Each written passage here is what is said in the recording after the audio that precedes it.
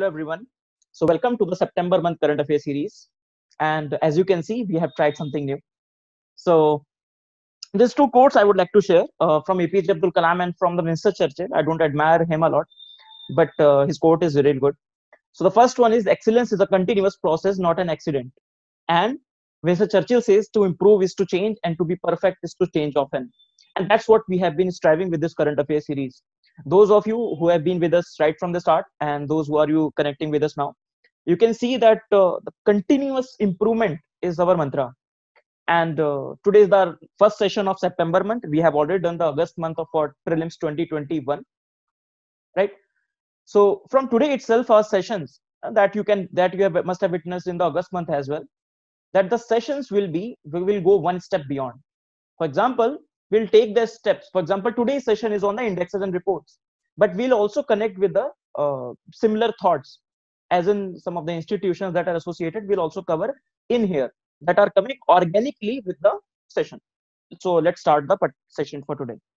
First, we always do that is the indexes and report of the international concern, and the first one is the Global Innovation Index. Now, first of all, Global Innovation Index is very important for why. So this is one step that I wanted to start here to discuss something before coming to the content. So Global Innovation Index is important because Government of India gives importance to it. Modi ji in his speeches give importance to the Global Innovation Index. If you go to the Make in India side, the first index that they have mentioned is the Global Innovation Index. One more important thing is that it is the index where India is improving year by year. So obviously the government likes it. So Global Innovation Index is important in that regard. It is also important for your mains exam, because whenever there is a question on your innovation ecosystem, for example in India, ki bhai, how you measure the innovation ecosystem, is it changing, how the pros and the cons. One of the pro, you can say that overall global ranking India is improving, right? So India first time has got into top 50. We have scored 48th rank out of the 48th rank from the countries that are there. Let's start the session. So Global Innovation Index, first of all, you should know who publishes it. So it's been published by three different organizations. First is the Cornell University, second is INSTEAD, and third is the WIPO. Cornell University, it is based in New York. INSTEAD is a non-profit organization based in a lot of cities.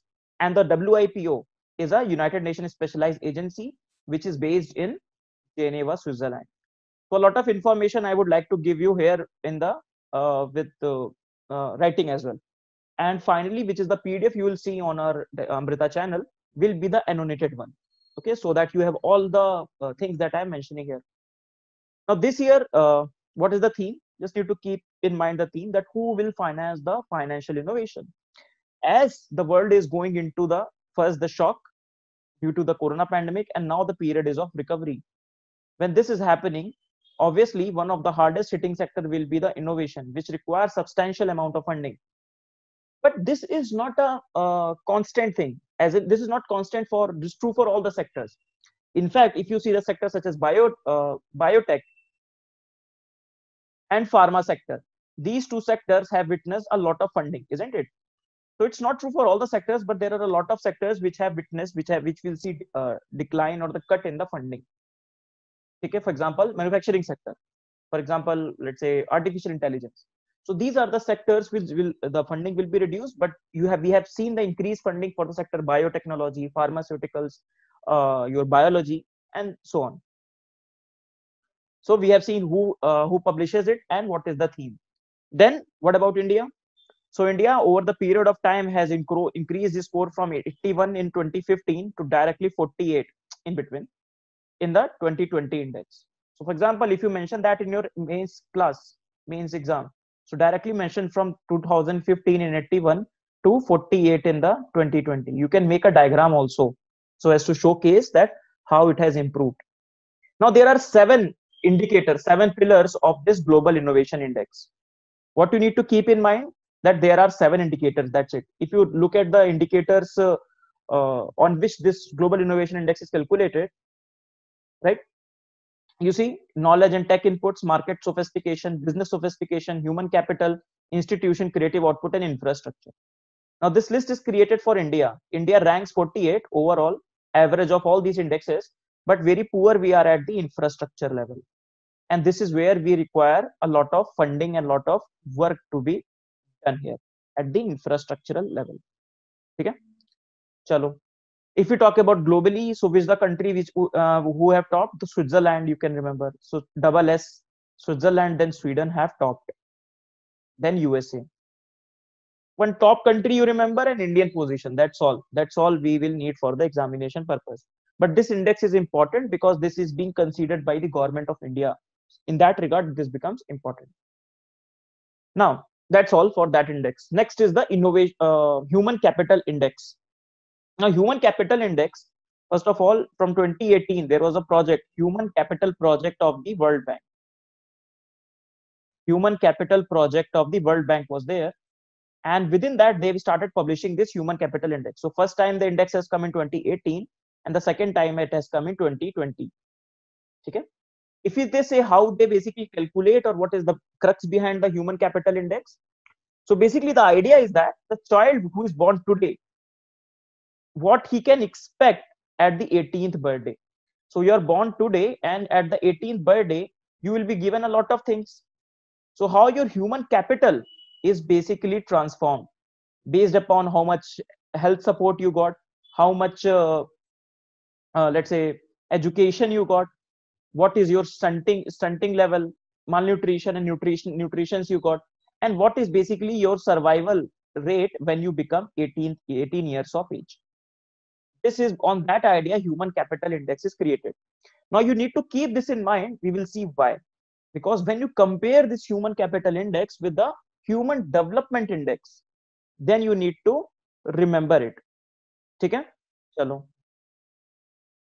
Now, so first of all, it's released by World Bank, as we have discussed, consists of the knowledge, skill, health, accumulate their lives. Not important because we have discussed the idea of the human capital index.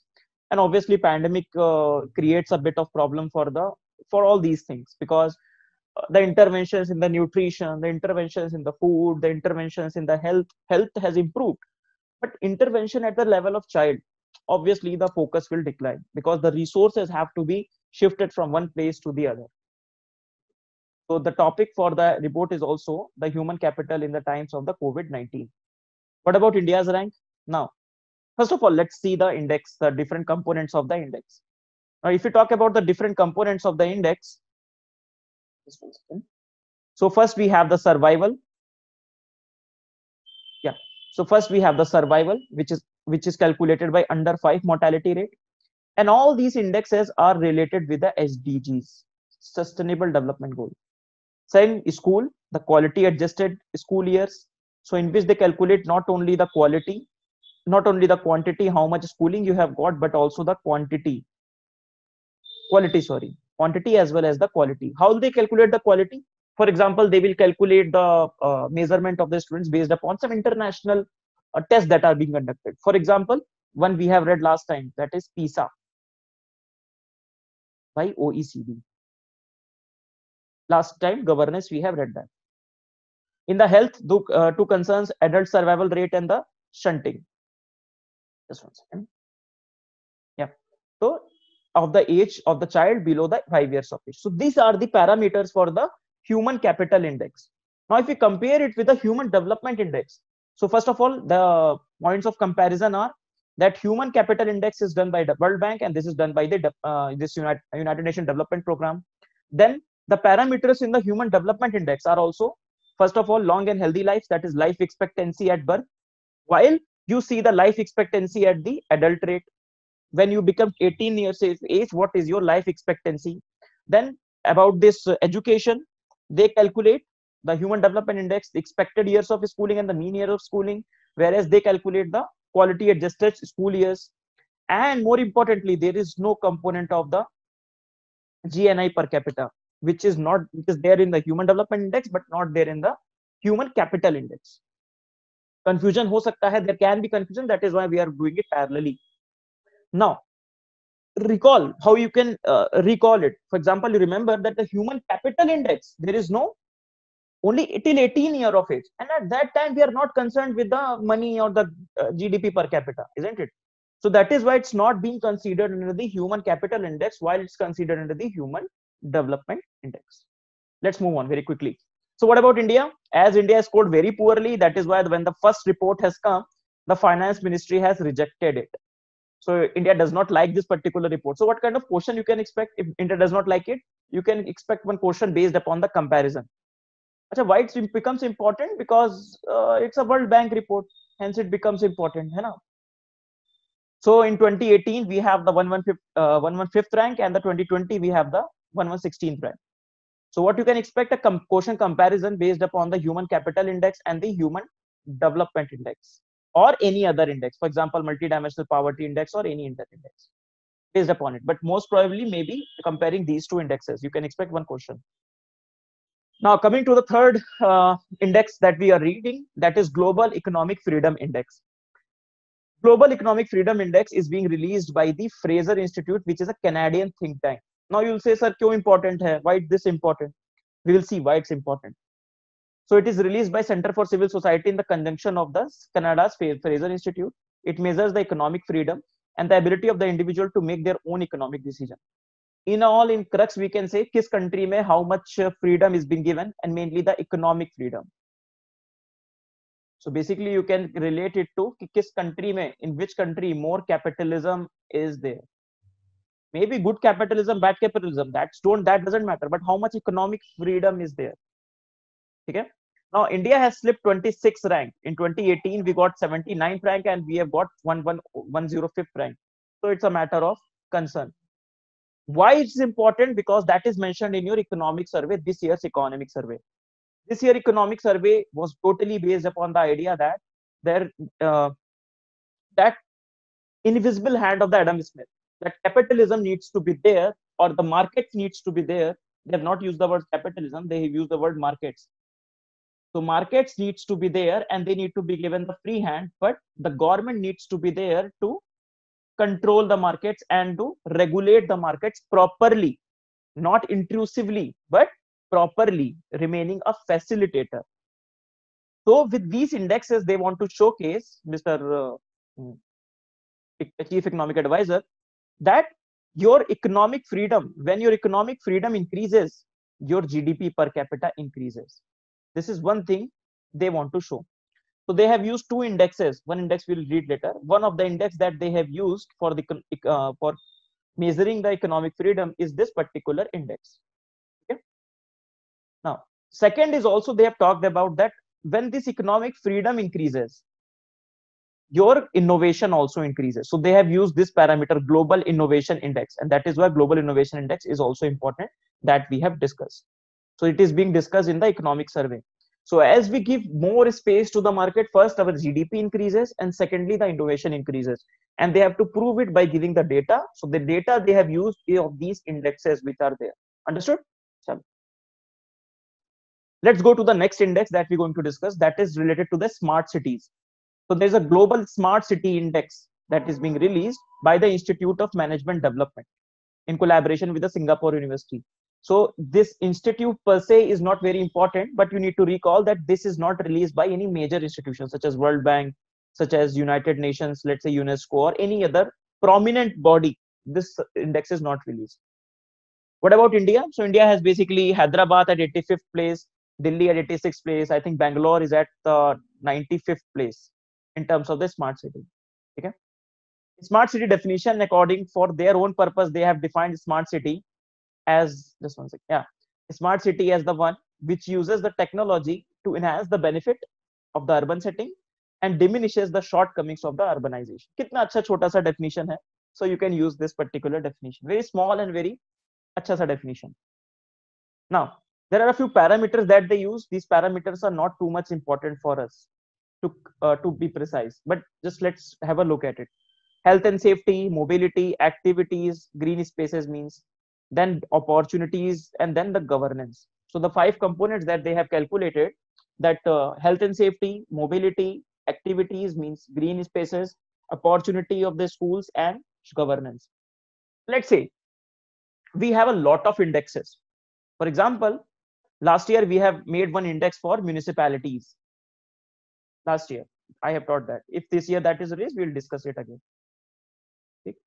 So they again make some parameters there, And similarly, in this index, Global Smart City Index, they have some parameters.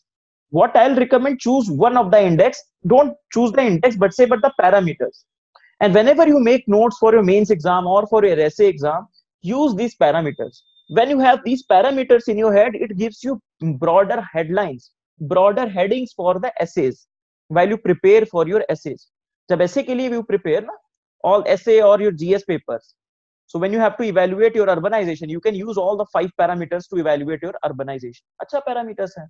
And you can use the in between public safety, air pollution, medical service, housing, let's say slums and all. That's all. Now, the report itself has some key insights with respect to essays. So I thought that let me share with you. So first was the great city is the one which has the greatest men and women by Walt Whitman. And second by Plato, a city is what it is because our citizens are what they are. Now I take essay sessions as well.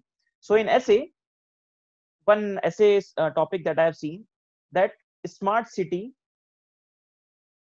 requires smart citizens. Let's say that this is an essay, or we need to have a smart city charter or a citizen charter. We need to have a citizen charter for the, let's say, smart cities. So you can talk about, you can use all these quotes there. Okay, slowly and slowly you build up these things. In one day these things will not come. Okay, there is one more thing. Francis Fukuyama, a very famous person, has said for coronavirus that the future historian will trace the comparably large effect to the current coronavirus pandemic. The challenge is to figuring them out ahead of the time. So whenever you are discussing the effects of the coronavirus and the government interventions and what we need to do, you can use this particular quote. These quotes can be highly insightful and can be very helpful to you. Let's move to the next index. Very important index, that is the Living Planet report. This report comes and this report gives us, just like the IPCC reports, they come and they shock the world, that kind of a thing. But they're not as much important as the IPCC reports, but itself, every 2 years they release this report. In fact, in 2018, when the report was released, I read the report, at least the summary. It's really good words which you can use in GS and your essay papers. Chalo. So this is being released by World Wildlife Nature, and this time they have done with the collaboration of the Zoological Society of London. So along with the worldwide WWF, they have released with the Zoological Society of London. As I told you, every 2 years they publish this. It's a 13th edition. And this time they have it is measure of the world's biological diversity based upon population trends of the species in terrestrial, freshwater, and the marine habitats. So basically, they calculate the species and what are the threats to them. Okay, they say that the species are in SOS mode. The very first chapter focuses on this. Now, if you see the decline in the population from 1970s to the present time, that this is showing that around the 67% of the decline has happened in the mammal populations. While correspondingly they are comparing that, you can see since 1970s our GDPs have increased 4 times, our extraction of the living material has tripled. You can read in the bottom. Global human population has doubled, but the animal population, it has come at an expense of the your living species, other living species, animal species. Now if you look at this, they say that the reports reminds us that destroying the planet is at our peril because it is our home. We are also excavating the climate change and the releasing the risk of the zoonotic disease like COVID-19. Because as we go too much into the domain of the animals, obviously there exists a lot of virus within the animals. And when we encroach into their domain, what happens? There is a lot of chances that these zoonotic diseases will be transferred to us. And that's what happened with the COVID-19, isn't it? You must have witnessed past 20 years, Ebola, Nipah, COVID-19, SARS-CoV, bird flu, all these things. Why these things are increasing? Because we are getting into the sphere of the animals. So on that basis, they calculate this one also, Living Planet Index. So Living Planet Index is basically, it's a measure of the state of the, state of the global biodiversity. It is adopted by the in the Convention of the Biodiversity. Okay, so It's not very important so as to say, but still remember it's in the combination with the Living Planet report. Okay? And it has been done officially by the Living Convention on the Biodiversity. Chalo. Next is Ecological Threat Register. Similar to the Living Planet report, this report also it reminds us that ecological threats that are coming up with, and we have to develop this resilience. This is being released by the Institute of Economics and Peace. It's a think tank based in Australia, Sydney in Australia. Okay. Now again, they have some findings that around 1.2 billion people lived in 31 countries that are not sufficiently resilient to withstand the ecological threat. In fact, within this report, they give that there are some natural threats that are coming, for example, flood and all these things, and then there are some threats that are coming from the resource threat, for example, food, nutrition, health, and all these things. And they will combine and they will affect around 1.4 billion people. They will be facing a lot of problems going forward. So this is the ecological threat register, right? So this is being developed by the Institute of Economics and Peace. This institute is not very random. This is important for us because it releases two very important reports. In fact, this report is very, very important. That is Global Terrorism Index. Another report it releases, that is the Global Peace Index. Okay, and it's headquartered in the Australia. Okay, let's move on. Then very easy, UNICEF has come up with the report Levels and Trends of the Child Mortality in 2020. The data is not important to us because we rely on the data that is, or we use the data that is given by our own National Family Health Survey or our own reports. It's a UNICEF data, so not very relevant. Yaad bhi rahega because they are focusing on the child and the focus on the UNICEF is on the child. Not very relevant for us. So don't put a lot of brain on these facts. Next is Special Report on the Sustainable Recovery. Special Report on the Sustainable Recovery. Now, this report is being released by the International Energy Agency. International Energy Agency is basically within the OECD. They formed this particular agency after the 1974 oil crisis, right? We'll discuss this agency somewhere, let's say in international affairs, or during the course of 7 to 8 months, we'll discuss it. Obviously, last year we have discussed it, but as I promised you, from August itself, everything will be repeated. And I'll give reference only and only to the August month. Okay. So even if you want to start your current affairs sessions from this particular session, what I'll advise you, keep see the August month as well. Don't go before August month. So it's a part of the International Energy Agency's World Economic Outlook series. The World Economic Outlook is a big publication by the International Energy Agency. And within the part of the World Economic Outlook, they have released this special report on the sustainable recovery. Okay, so making energy system cleaner and more resilient. Okay, that's it. So the headquarter of the International Energy Agency is in Paris, France.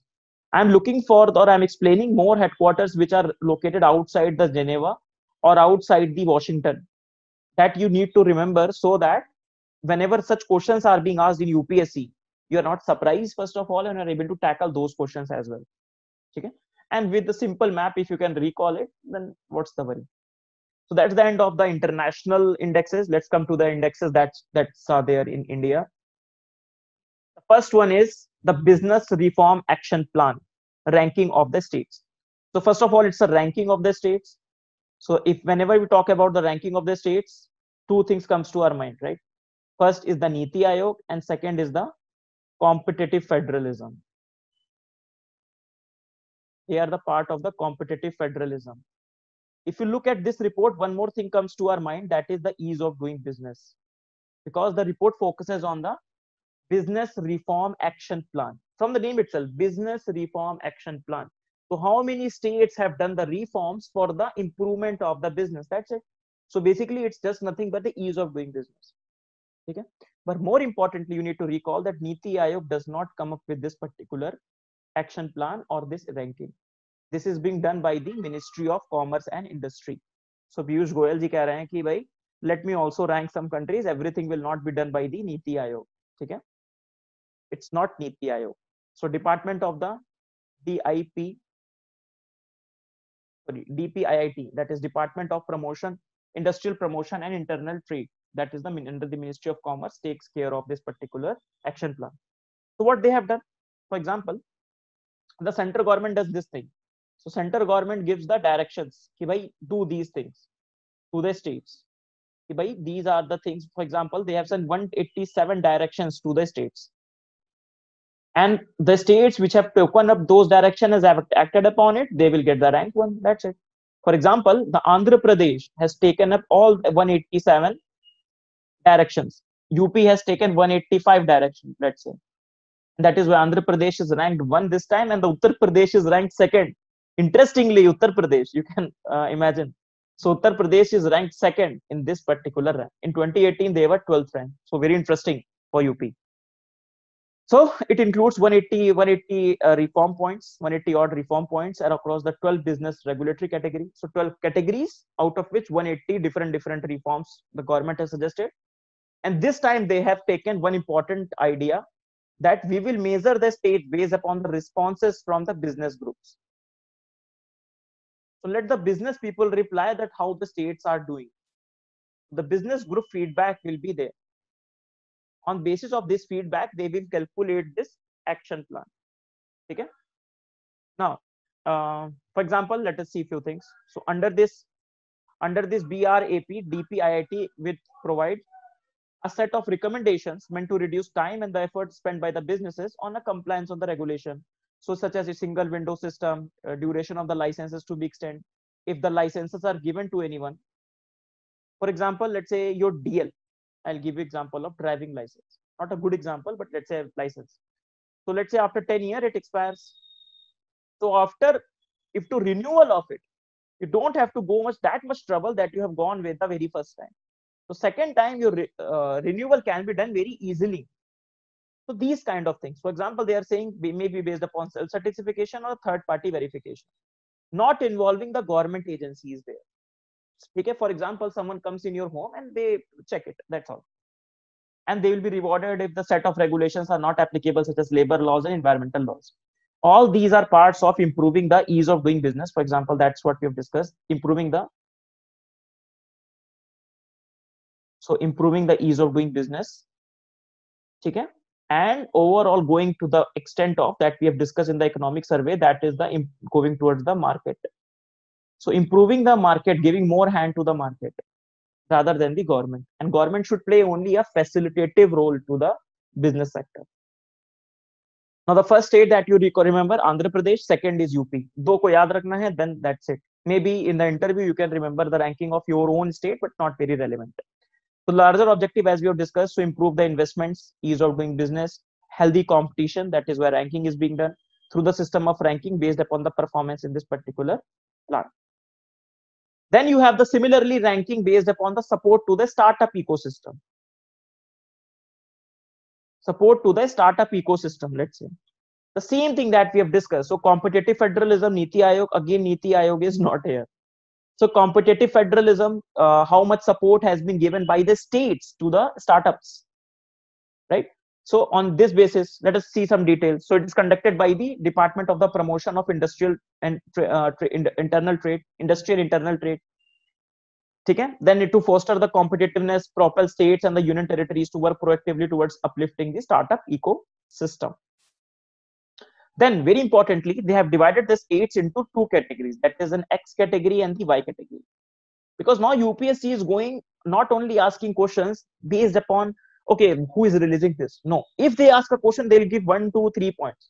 And in between, they can ask you, okay, all the states are categorized as one. No, states are categorized in two categories, state category X and category Y. In category Y, you have the states which are from North Union Territory, except the NCT of Delhi. You have all the Union Territory and the northeastern states. So for example, because these states are a bit different, and then all the states are being 5 categories are made, that is the best performers, the top performers, the leaders, the aspiring leaders, and the emerging startup ecosystem. So based upon this, they are making the ranking.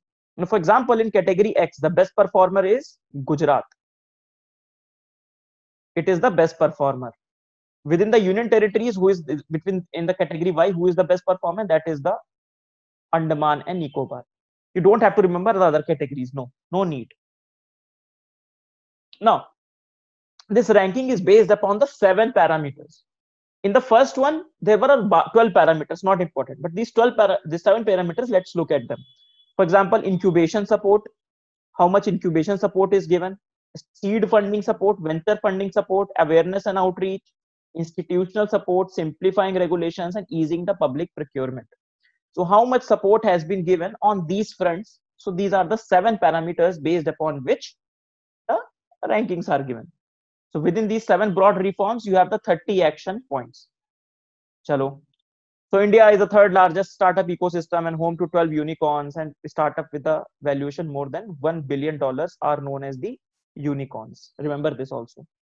They can ask this question: unicorn term is being used in which context? Now let us see something for the Commerce Ministry. So India book stuff. So Commerce Ministry led by the Piyush Goyal now, who was the first minister. Then the ministry name was Ministry of Industry. So who was the first one? That was Sama Prasad Mukherjee, another icon of the BJP. So under the Jawaharlal Nehru cabinet, he was the Minister of Industry.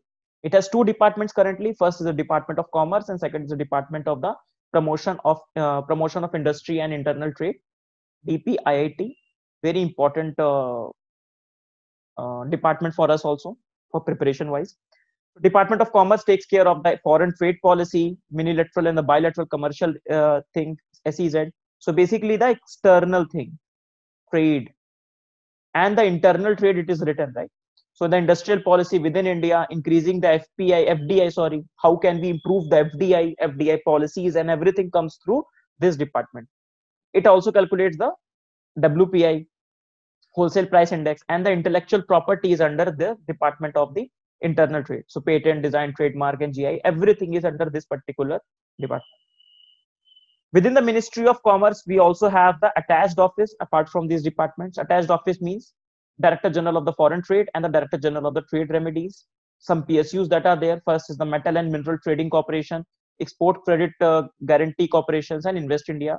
We will make use of these terms or these PSUs, or whenever these things are there across the current affair, we'll again give reference to this particular diagram so that this gets ingrained into us. Then some autonomous and statutory bodies are there. Statutory bodies such as APEDA. We'll look at it because a lot of initiatives are taken by APEDA, Agriculture and Processed Food Products Export Development Authority. Then a lot of boards are there. For example, Tea Board, Coconut Board, Spice Board. So these are also there. Next one, important one, that is the ease index, ease reform index. Okay, they are important for the banking sector and important for our preparation perspective as well. So let's develop the background to it. So the background to it lies in the whole NPA problems of Indian banking sector. So whole NPA problem with the Indian banking sector come up with the economic survey, come up with the resolution of 4R, that is recognizing the NPA transparency, resolving and recovering value from the stressed account, recapitalizing the PSBs, and the reforms.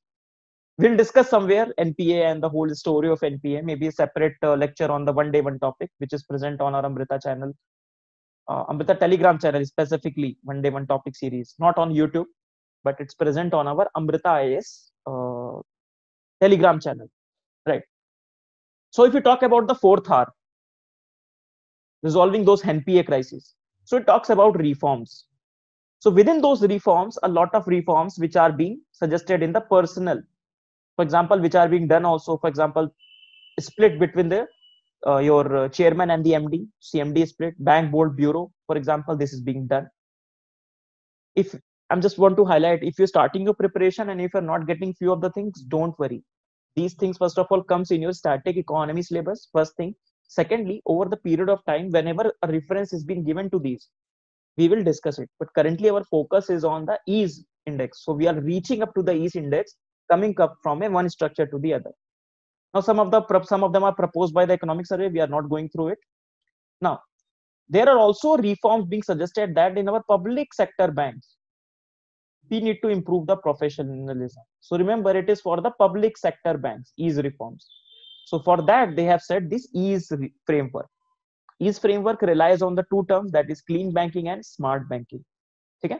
So ease framework, very quickly, let's discuss the story. To NPA story, NPA, 4th R, that is reform. Within the reform, you have the personal reforms and the professionalism in the public sector banks. Within the public sector bank, you wanted to reform the professionalism. For that, you have the ease framework. Okay. From 2018, you brought this framework. Within the EASE framework, you talk about the clean and the smart banking. Let's start the discussion. So in September 2020, the finance minister unveils the EASE 2.2 index, 0.2 index. We'll discuss this doorstep banking later on in our economy section. Okay. So Indian Bank Association, authored by the Boston Consulting Group, with the help of these, they have released this particular index, Ministry of Finance. EASE 2.0. So 1.0 came in 2018, and EASE 2.0 builds on the foundation of 1.0 and introduces the new reform section. Okay. Yeah. So let's first look at this. So the EASE, full form of the EASE is the enhanced access and the service excellence. Enhanced access and the service excellence. Within that, they have the six pillars. First is the customer responsiveness, how you respond to the customers. Responsible banking, for example, not the case of Nirav Modi. Credit offtake, how much credit you are giving. Udyami Mitra for MSME, how you are helping the MSME sectors to grow, how much credit has been given to them. Deepening the financial inclusion and the digitalization, and developing the personnel for the brand PSB. How much personnel you are developing, how much brand PSB you are developing of a particular bank. So these are the EASE framework. You talk about the clean and the smart banking, very important terms that you can use in the mains exam. So clean data, clean credit, leverage data, ensuring accountability and all this. Smart also speedy, multi-channel, accessible, responsive, and the technologically enhanced. ये सब you need to make in your 50-page notes for your mains exam. EASE, clean banking and smart banking. Whenever there is a question on the banking in your mains exam, use it in your especially in your conclusion or in your introductions. Right. Now, EASE reforms measures the performance of the PSBs based on the 6 themes. These 6 themes that we have discussed. So responsive banking, customer, credit offtake, and how much improvement they have seen over the period of 1 year, from March 19 to June 19. Okay. In fact, within 5-6 months. So this is being done in the EASE 2.0. So for example, improvement have been seen on all the indexes. Okay. And this is what they want to improve, slowly and slowly improving the professionalism in the PSB through measuring the things, through giving a quantitative analysis. What gets measured gets improved. That's the idea. So if you get the quantitative analysis in front of the PSBs, you will be able to improve them. Okay. Now, these are things are not important for us. So what are the different steps being taken in the clean banking and the smart banking? You can download the PDF and you can read more about them. So that's it for the EASE index. So we have seen what are the EASE index, who releases it, what are the components of it, smart banking, clean banking, and what is the very idea behind the EASE framework for the public sector banks. Let's talk about the next one, that is clean smart city assessment framework. Is climate smart city assessment framework. Now this assessment framework, for example, from the name itself, is climate smart cities. So they want to basically now compare cities, one city with the other city, based upon how much they are doing being climate smart. So obviously they must have some parameters based upon which they are doing. Okay, so we need to remember these 5 parameters on the basis of which they will be comparing these cities going forward. Again, this is not the Niti Aayog is not doing it. So you'll say, sir, Niti Aayog ko kyun beech mein la rahe ho? Why are you putting Niti Aayog in between? But you'll see, as a lot of indexes are being created by Niti Aayog, so you need to differentiate the indexes which are being created by the other institutions. For example, this one is done by the Ministry of Housing and Urban Affairs. So this initiative intends to inculcate the climate-sensitive approach to urban planning and development in India. So along with the Ministry of Housing, there is one more center, that is Climate Center for Cities, which is under the National Institute of Urban Affairs. So it's an Indian institute, remember. It's not an outside institute, it's an Indian institute. Climate Center for Cities, it's supporting the ministry to implementation of this framework. So for example, the 5 parameters which are there, let's look at the 5 parameters: waste management, water management, mobility and air quality, energy and green building, urban planning, and the green cover. So these are the 5 parameters, and the highest weightage is being given to green, energy and the green building, and the urban planning and the green cover. So what you need to remember, there are 5 parameters and the weightage is different for everyone. Okay. अगर याद रख पाए, if you can recall these things, so well and good. Waste management, water management, mobility, energy, and urban planning. That's it. And they'll put all the cities into these 5 categories. I don't know what's the difference between each of them: climate warriors, explorers, trendsetters, leaders, and champions. Almost the similar ones, but they'll put these cities into these 5 categories. Now, on the website itself, they have mentioned a lot of good quotes for climate change. So let's look at it. First is from Barack Obama, who says that we are the first generation to feel the effect of the climate change and the last generation that can do something about it. Very good quote. So climate change is not hysteria, it's a fact. So tell Donald Trump, isn't it? Then you have the Angela Merkel, very good quote. Climate change knows no border. It will not stop before the Pacific Islands. The entire international community has to shoulder the responsibility to bring about a sustainable development. Modi ji ने क्या बोला है? Time for the talk is over. Time world needs to act now. Greta Thunberg, climate change activist from Sweden, she says that the climate crisis is already solved. We have the facts and the solutions.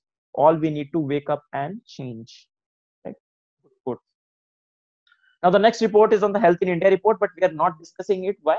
Because we'll discuss the health in, I have to mention it, but we'll discuss it in the health section of the governance, because there we deal with the one of the section in the governance that we deal is the healthcare, isn't it? So there it will be more fitted. So I think that's the end of the session.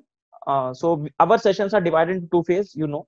First is the phase where we discuss the current affairs. So those who are looking only for the current affairs, they can leave the session. And now we'll discuss the 5 questions. With indexes and reports, we don't have specific questions. So we'll have some of the questions from the, after 2 questions, we'll have questions from the ancient history. So let's start the 5 questions. The first question is from previous year UPSC. The Global Financial Stability Report is being prepared by. Acha, one more thing. In these 5 questions that we have discussed, 75 questions we have already discussed in the August month. So if you can recall those 75 questions with a proper discussion, right, it can create an asset for you for your prelims examination. Really good asset, preparation wise, especially the modern history, art and culture, science, economy. So 75 questions over the period of 6 to 7 months will be really helpful for you for your preparation. And I'll try to discuss as much as possible the previous year questions. Taki, if you are not able to do the previous year questions, we'll be able to help you here. Now, the first question is Global Financial Stability Report is being prepared by the first European Central Bank, International Monetary Fund, International Bank for IBRD basically, and last is OECD. What I would like to do is pause the video and try the answer, because I will not be stopping in between, but I would like you to pause the video, try the answer, think about it, and then go for the solution. Now, Global Financial Stability Report is one of the 2 flagship reports of the International Monetary Fund, IMF. So both the reports are published over the period of 6 months. So Global Financial Stability Report and the World Economic Outlook. So Global Financial Stability Report, Bridge to Recovery. This is the latest report which is being published in the October. And the World Economic Outlook is being released by the IMF in the April and October. They also come up with the World Economic Outlook update in between these 2 reports. So basically there are 4 editions in a year of the World Economic Outlook, but 2 major editions you will say formally. There's also Financial Stability Report being done by the RBI. So Financial Stability Report, every 6 months, RBI release these Financial Stability Report. So don't confuse Global Financial Stability Report by the IMF and the normal Financial Stability Report by the RBI. So don't get confused between both of them. So answer will be International Monetary Fund. Let us see the second question. Which of the following organization brings out the publication known as the World Economic Outlook? बहुत आसान है. We have already discussed. So World Economic Outlook is being presented by the IMF. So both the question has been asked. ठीक है? So answer is IMF. Now what I want to tell you, reports and indexes are important, but more importantly, keep in mind the reports and indexes of the major organizations. For example, the World Bank, the IMF, the World Economic Forum, for example, and some of the indexes which themselves are important. For example, Rule of Law Index, for example, Terrorism Index, for example, Peace Index. So some reports themselves becomes important, which may not be released by these proper organizations or the such international organizations. Let's come to the third question. So the Gupta age was considered as the golden age for the ancient India because of development in the various fields of the human endeavor. In this context, consider the following question. First, or which of the following statements are correct? First, Gupta age was considered as the beginning of the science of the metallurgy in the ancient India. Mehrauli iron pillar inscription, which remained rust-free for more than 1,000 years, belongs to King Chandragupta II. So you can pause the video and try to answer this question. This question belongs to your ancient history, or you can say art and culture. Very blurred boundary there. Gupta age. Now, basically metallurgy in India history goes back beyond the Gupta age. Gupta age से पुरानी history है. In fact, the Bronze Age, you have the Harappan age, where you have the, let's say, that dancing girl. वो भी तो है. So that is there in the Harappan age, isn't it? So it was the metallurgy which helped them to transform from the Bronze Age to the Iron Age. So metallurgy was responsible, you can say, one of the factors for transformation from the Bronze Age to the Iron Age. So it was not a Gupta period in which the metallurgy has started. In fact, in the Gupta period, metallurgy was very well developed. Two of the proper examples can be the iron pillar at Mehrauli and the idol of the Buddha at Sultanganj, Bihar. Now, if you look at the iron pillar in Mehrauli, Delhi, so the length of it's situated in, first of all, in Qutub Minar, in the Qutub Minar complex. So it's a rust-free composition of the metal. Its 0.5 diameter is 0.5 meter, and your length is around 7.2 meter. Constructed during the period of Chandragupta II. So second statement becomes right. And it was not there initially. In fact, initially it was there it was seen in the MP, Udaygiri caves. And from Udaygiri caves, it was brought to the Delhi from the Udaygiri caves, it was brought to the Delhi in the time of the Delhi Sultanate. Okay? Chalo. Then you have the Sultanganj Buddha. Sultanganj Buddha, it was found while the East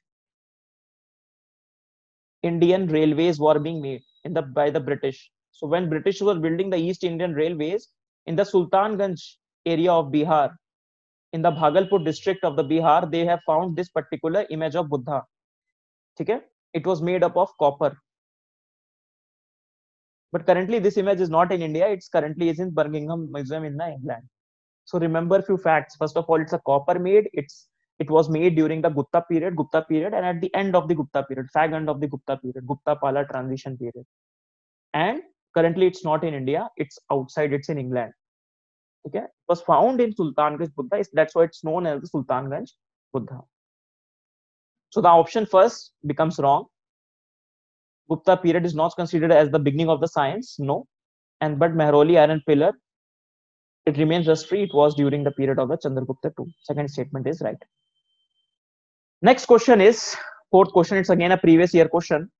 With reference to the cultural history of India, the term Panchayatan refers to. So Panchayatan se kya matlab hai? What do you mean by the Panchayatan? It's an assembly of the village elders, a religious sect, a style of the temple construction, an administrative functionary. What is this Panchayatan style? You can pause the video and you can try the answer. So very famous and very easy. If you have read art and culture, the very first chapter, you can guess it. So Panchayatan is basically a style of the temple architecture where you used to have 5 temples. So this is one main temple, and then you have 4 subsidiary temples.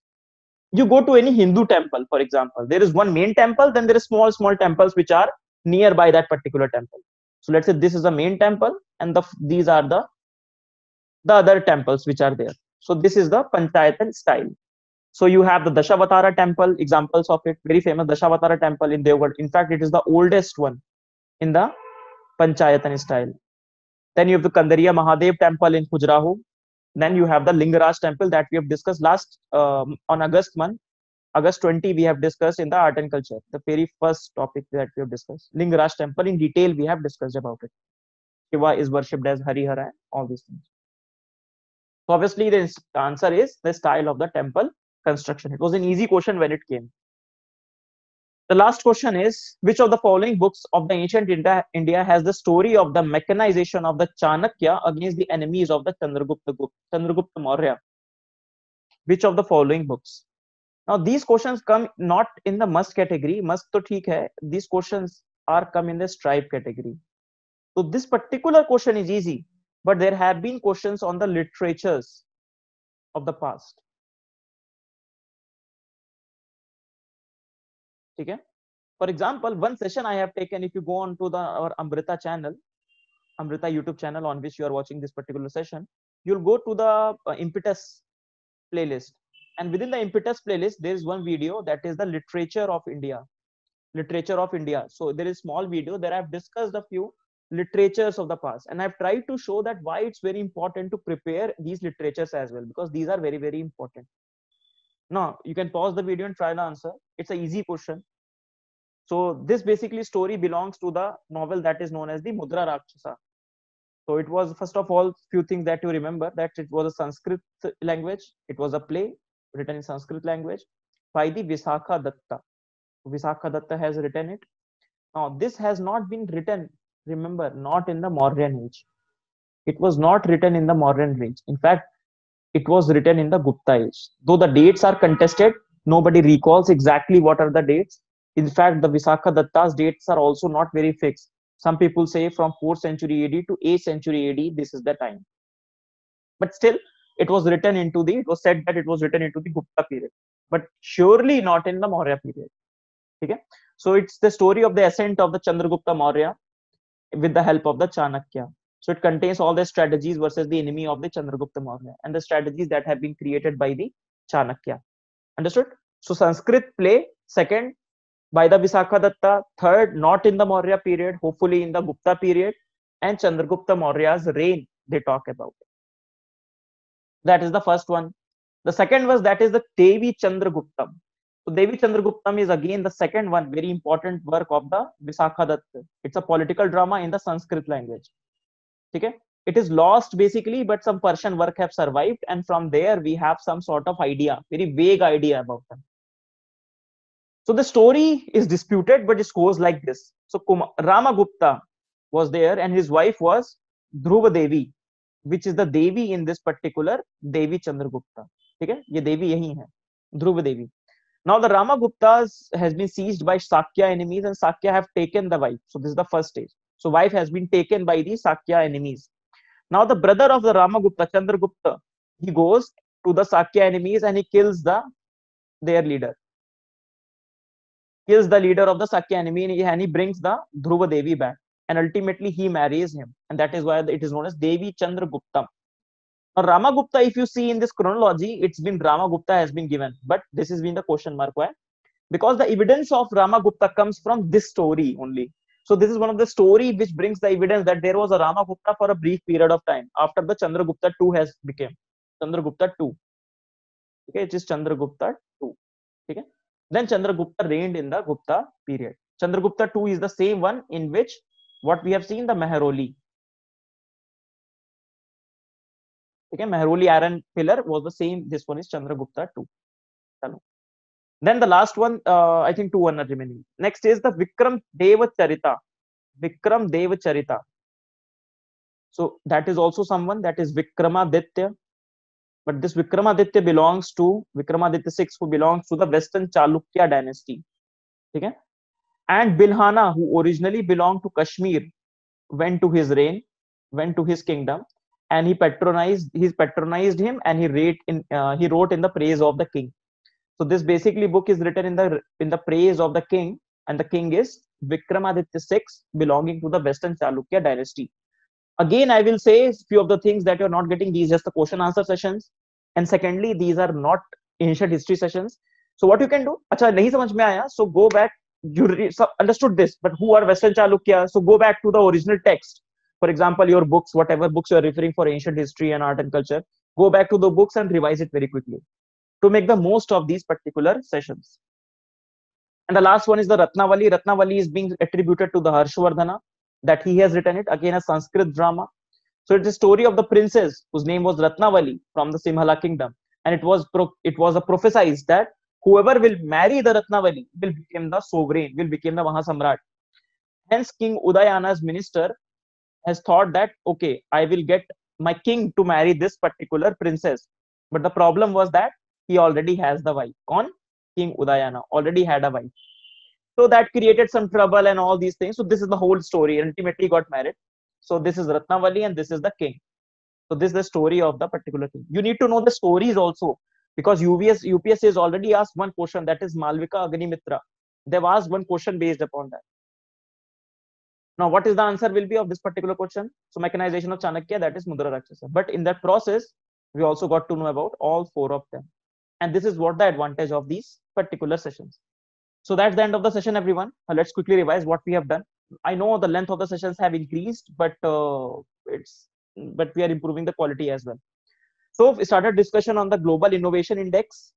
We discussed the Human Capital Index, the Economic Freedom Index, Global Smart City Index, Living Planet Report, Ecological Threat Register by the Institute of Economics and Peace. Then one of the updates to the World Energy Outlook series, that is the special report on the sustainable recovery. Then within the India, we discussed about business reform action plan. Then some of the economy things only, ranking of the states on the supporting of the startups. Then ease banking reforms. Then climate smart city assessment framework, and then 5 questions with which we finished the particular session. I hope you like the session. The things that we're trying to improve, give us feedbacks as well, whether on the telegrams or on the YouTube comment section. Give us the feedbacks that how was the session. And secondly, make most use of the questions. You can download the PDF of the session, annotated PDF from our Telegram channel. So that's the end of the session, everyone. So thank you, everyone.